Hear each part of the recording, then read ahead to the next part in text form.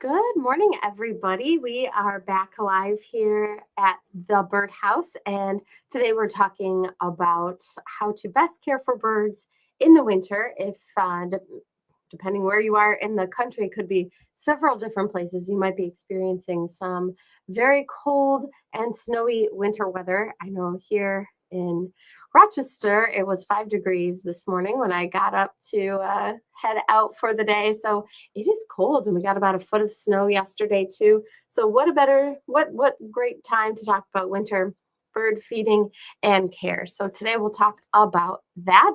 As always, we love to know who's on. You can say hi in the comments. If you have any questions, you can throw those in there too. We absolutely love to know what kind of things you're seeing. Always feel free to put those in there. And then on Saturday, we will show off some of your photos and sightings as well. I'm just getting back into town from a trade show where we were picking out all kinds of fun and exciting stuff for the spring months ahead here at the store. So that's something for you guys to look forward to as that stuff starts to roll in. We'll definitely share it with you and share all of our new fun things going on. Also today, it's a very important day because today is National Squirrel Appreciation Day. If you didn't know that, if you didn't have it on your calendar, well, now you know. And I thought I would share with you this fun video that one of our staff members made for our social media. This is our staff member, Cassidy, has been so good at making some fun videos for the store. If you don't follow us yet on social media, make sure to check us out. We are on Instagram, we are on Facebook, we're even on TikTok for however long that'll be up for. And you can find us there under the Birdhouse NY. So you can search Instagram, you can search on Facebook, just look up the Birdhouse, Rochester, New York, and you'll be able to find us and you'll be able to see new content, new videos, and you'll be able to see any kind of promotions and stuff we have going on like that. You can also share your videos and pictures that way too through us. You can send them to us right through Facebook or Instagram. Today is National Squirrel Appreciation Day. So instead of talking about ways to keep squirrels off your feeder, we're going to tell you how to feed them instead. Squirrels will eat anything, but they especially like corn, peanuts, and this critter mix, which has corn, black oil sunflower seeds, and peanuts. They really appreciate these sweet corn squirrel logs as well as ears of corn. You can put the corn on a feeder like this. Entertainment for you and the squirrel. This feeder we sell makes it look like they're in jail, but they're actually just eating corn. I mean, come on, who wouldn't want feeders like this to watch the squirrels eat? So entertaining. Happy National Squirrel Appreciation Day, everyone, and make sure to give the squirrels some love today. It's very fun. So we want to wish everybody a very happy Squirrel Appreciation Day. So feel free to follow us on all of our different social media to get more things like that as well if you're interested. But anyways, we're talking today about how to best take care of birds in winter. And it's same as other times of the year. They need the same things that other animals need. They need food, water, shelter, and appropriate habitat. So we'll go through those a little bit more in depth, each one, and then also share some of the different birds you might be seeing in your backyard right now in the wintertime. So first of all, food. Food can make a huge impact for birds in the winter, can give them a leg up on survival. Keep in mind that birds wouldn't be here in the wintertime if they couldn't survive on their own, but giving them some supplemental food can help their survival rates. And the type of food can make a difference. So in the wintertime, many birds switch their diet to seeds and berries. So in the spring and in the summer, they eat a lot of insects. And that's when all those migratory birds come from the south that come up north. There's a lot of food for them to eat because there's so much insect mass out there. Not so much in the wintertime. So the birds that are here right now, they're surviving on things like seeds and berries. So providing them with a variety of food can help them in the winter months. So you want to make sure that you have bird feeders out with some kind of sunflower seed. You can do Niger, you can do suet. And then if you also provide them with trees and shrubs that produce berries, that is very helpful for them, especially in the winter months when food is more scarce.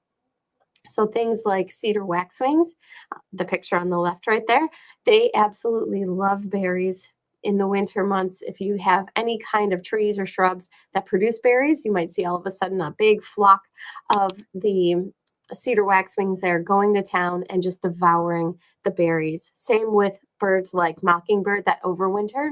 They like those berries as well.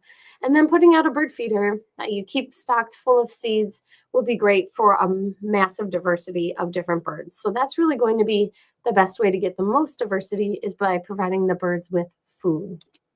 And the type of food does make a difference. If you have food out there that looks more like the food on the left there, that is very yellowy in color, has a lot of small little seeds in it, things like millet or cracked corn, the birds tend to throw that on the ground and they are going more for those bigger pieces of food. So things like sunflower seed, things like the peanuts, they really like the more hardier, larger seeds. Even those small little birds tend to like the bigger seeds, things like chickadees and titmice and nuthatches, they'll eat those big peanuts from your feeders. So the type of seed does make a difference. So you want to make sure there's no fillers in it.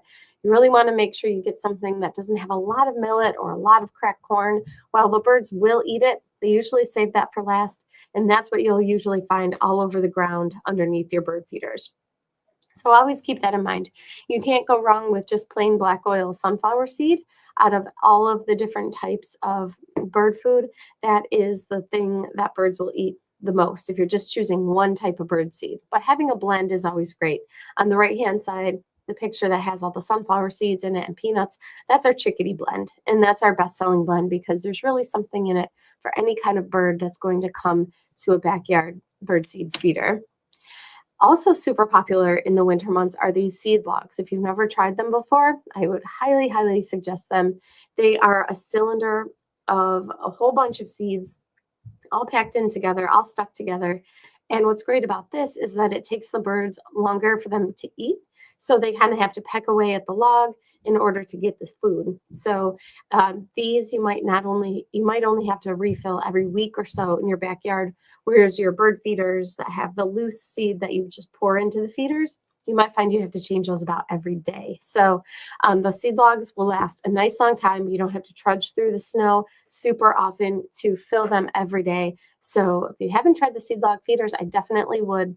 We also have them in the hot pepper flavors that the squirrels won't eat. Although it is Squirrel Appreciation Day, I shouldn't mention that. I shouldn't bring it up, but we do have those as well.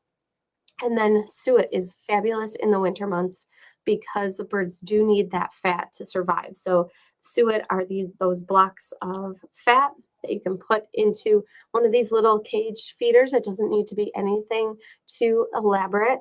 And having that extra fat can help keep the birds warm. And they need those calories. They need those extra calories. So suet is popular all year round, but more so in the winter months. And if you've never had a suet feeder before, or if you want to upgrade your suet feeder, I would highly suggest getting one of these that has the paddle tail projectile here on the bottom of it. It's just a little flat tail. Sometimes it's called a tail prop feeder.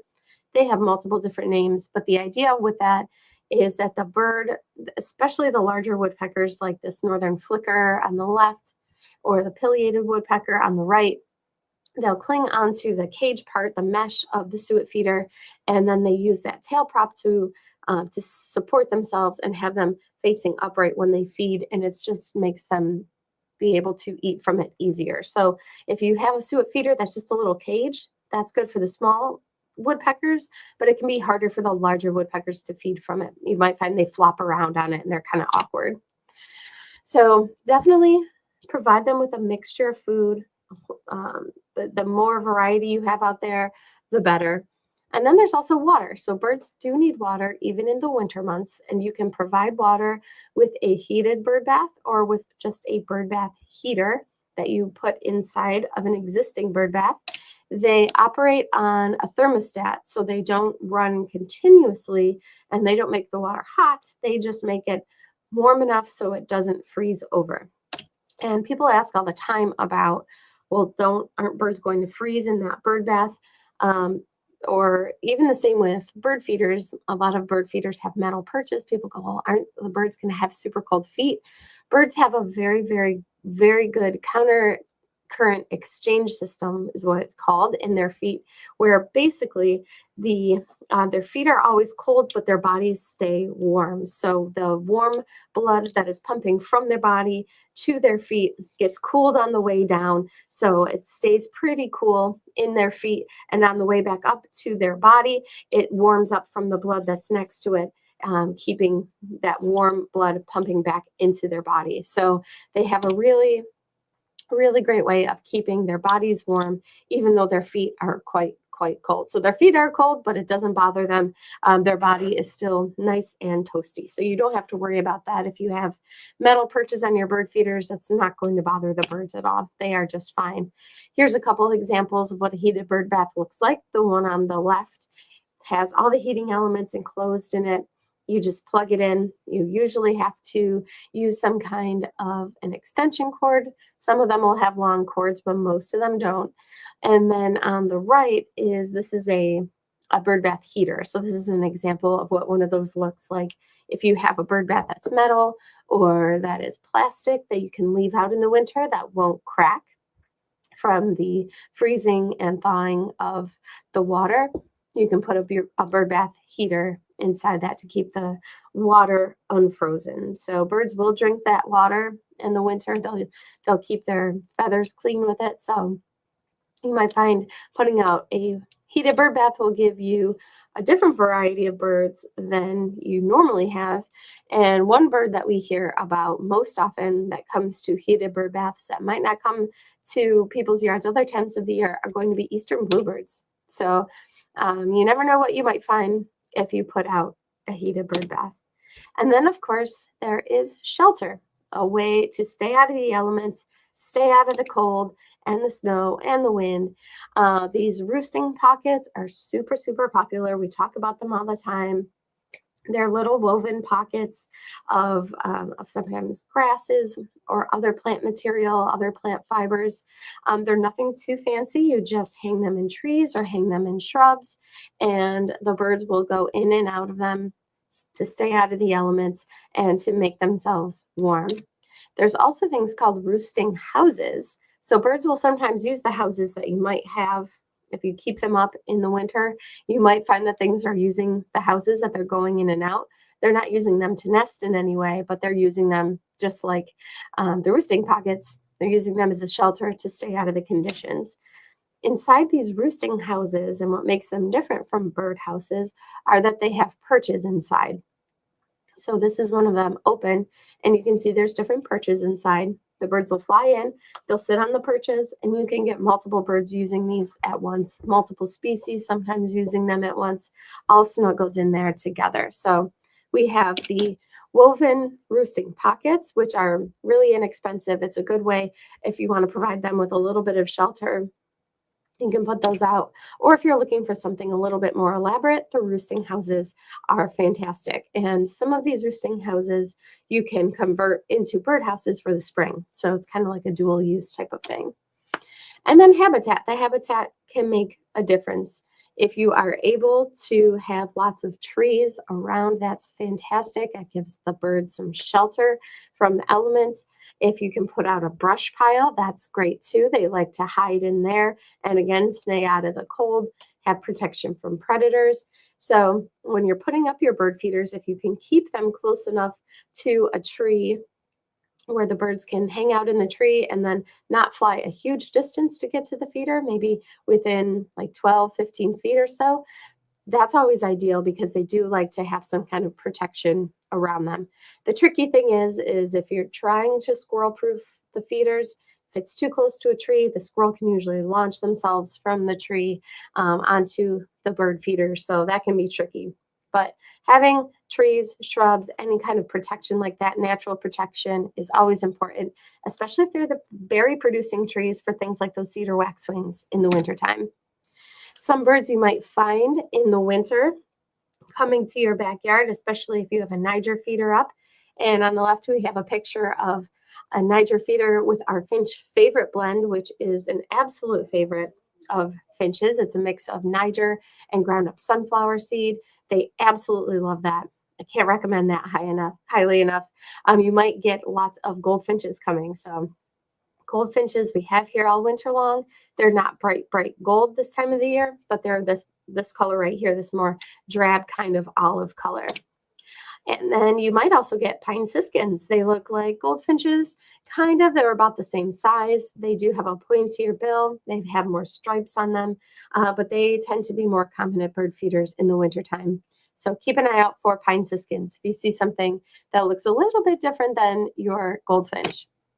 And then the red-breasted nuthatch is a bird that's more common in the winter months here. Look for them at your peanut feeders, anything with sunflower seed in it, or suet feeders. So we have the white-breasted nuthatch here too, but the red-breasted you might see more of in the winter months. Dark-eyed junco, if you have any kind of bird feeders out in the winter, you will most likely see at some point dark-eyed junco. They're super, super cute little gray birds with a white belly and pink bill, and they're in the sparrow family. You can find them underneath your feeders, picking up all the little scraps of seeds. So if you do have birds that are throwing some stuff on the ground, keep an eye out for those dark-eyed juncos underneath. And you might even get thrushes in the winter months. A lot of robins will go south for the winter, but not all of them. One of our staff members, Christy, has been having a hermit thrush actually in her backyard for the past month or so. And then bluebirds are in the thrush family. So again, some of them will fly further south for the winter, but some of them stick it out and will stay here all winter long. So another thing to watch out for, and I've been seeing if you're on any of those online groups where people share their bird photos, you might also be seeing the same thing, that people are posting at their bird feeders in the middle of the winter. This bird right here, the yellow-bellied sapsucker, they are a type of woodpecker that we do have around here, especially in the spring and summer. They're migratory.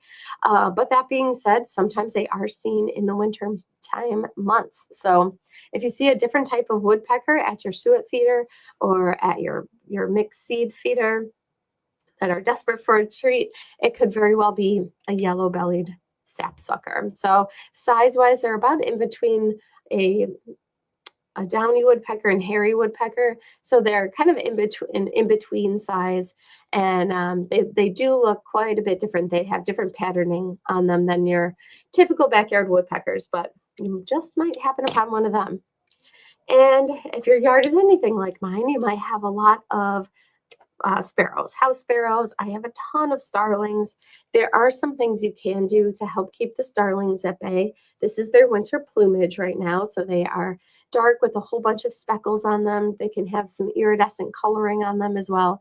They're a gorgeous bird, but they usually show up in large flocks. This is in the summer months. This is their summer plumage right now. They've got that black bill and the white spots, so they do look quite a bit different. But they'll come to suet feeders. They'll come to your seed feeders. They eat just about everything. But there's some things you can do to help keep them out of feeders. There's things like upside down suet feeders, where the birds will feed upside down from the suet, and they can cling upside down. They can cling in all these different directions. The woodpeckers can cling in different directions. The nuthatches can, the chickadees can, but it's hard for things like starlings to cling upside down to feed from this type of feeder. So that's one thing you can do. And you can also try safflower. A lot of people switch to safflower seed in the spring when the grackles are migrating in big numbers, because the grackles don't like the safflower, but neither do the starlings. So keep that in mind if all of a sudden you have a huge flock of starlings and you're trying to keep them at bay. That's something you can do too. So as far as your best feeder setup for the winter, having something that holds a lot of sunflower seed or a sunflower seed mix is great. If you have a Niger feeder or some kind of a finch feeder, that is fabulous for the goldfinches and house finches, pine siskins. We're not having an eruptive year where we're getting things like common redpolls, but if we were, they'd be coming to the finch feeders. So always keep that in mind. And then a suet feeder is fabulous for the woodpeckers, nuthatches, titmice, chickadees. Peanut feeders are also fabulous too, if you're looking to add a little bit of an extra source of fat and protein. Lots of birds will eat the peanuts. And then you can always put in a heated bird bath unit, which is fantastic. And the seed log feeders too, don't forget about those. That's something a little bit different. If you're looking for something that doesn't have to be changed out all the time, those are great. And here's some examples of peanut feeders. We have peanut in the shell feeders, which the blue jays absolutely love. And then we have some feeders that are made for the insides of the peanuts or the peanut pickouts, which woodpeckers love, and the chickadees and the nuthatches. And then this is what those common red poles look like if it was an eruptive year for them, which it is not. There really haven't been any sightings of the common red poles this year, unfortunately, coming at least all the way down our way. Now, where you live, that could be totally different.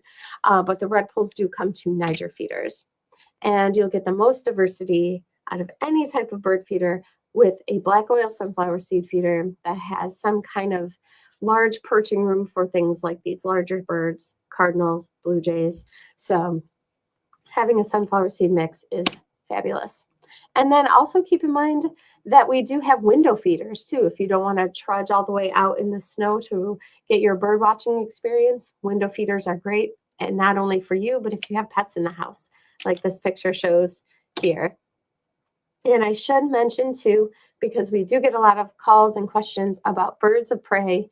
Yes, there are definitely birds of prey that will hunt in the winter, and some of them go after birds in the backyard. This is a picture from my backyard from a couple of years ago through my kitchen window.